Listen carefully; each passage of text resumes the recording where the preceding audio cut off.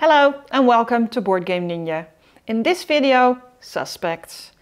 Suspects is a mystery game in the classic style of Agatha Christie.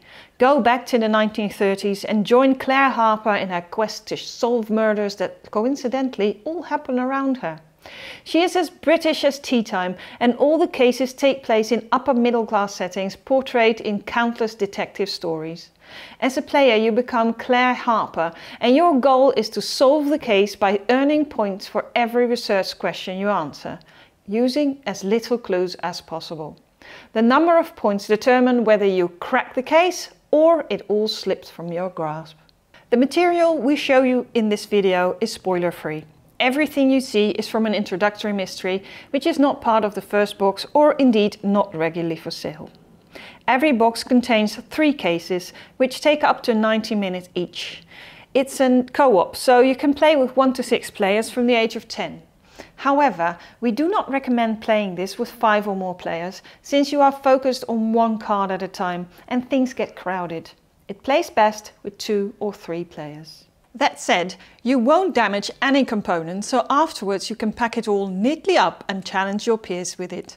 The cases of Claire Harper will be published in many languages, even in Dutch by Geronimo Games. Gather the stack of clue cards and 1 or more documents that you get with the case, some pen and paper, the solution envelope and the introduction. All elements of one case are recognizable by the icon. To begin a case, you read the introduction. At the end of the introduction, you find the research questions that you and your fellow investigators need to answer to win points. Write the questions down and leave room for the answers. Whenever you think that you can answer a question, write down the answer with the number of clue cards that were drawn at that point. The fewer cards you draw, the higher the number of points you get. You always have the opportunity later in the game to change your answer. Just write the new answer down and write down the number of clue cards drawn at that point. Clue cards are all the cards that you draw from the stack, not only the cards which have clue written on them. There are 3 types of cards: questioning, locations and examining. More types will follow in further cases. You will be prompted to find and read them by numbers on cards and on the documents that come with the case. It is wise to consider carefully which cards to take and when, since you might want to fill in your suspicions first to get a better score in the end. When you have gone through all the clues, you're ready to read the solution. Open the envelope and check the answers as well as the explanation, so you can see which deductions were spot on and where you completely missed the boat. Every correct answer gives you points. Finally, you look up your score in the scoring table to see how you did. What we like about Suspects is that you get to see the complete case before the end. Many of this type of game let you end the case whenever you think you solved it, which means that you often miss out on some plot twists and a lot of the fun. The scoring system, which builds on how quickly you reach the right conclusions, is quite elegant, with threshold moments that make you discuss your suspicions together and note them down. The story unfolds through everything that you uncover. Of course, the last step is not so obvious that you solve the case by simply reading all the cards.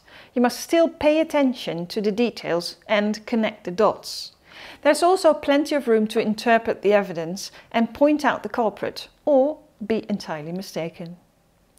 We had a lot of fun with Suspects. The cases are well written and do not branch out in too many numerous side stories that don't have anything to do with the main murder case. Of course, there are some red herrings, but they only add to the fun, and any confusion is minimized. At the beginning of the case you get several questions to investigate.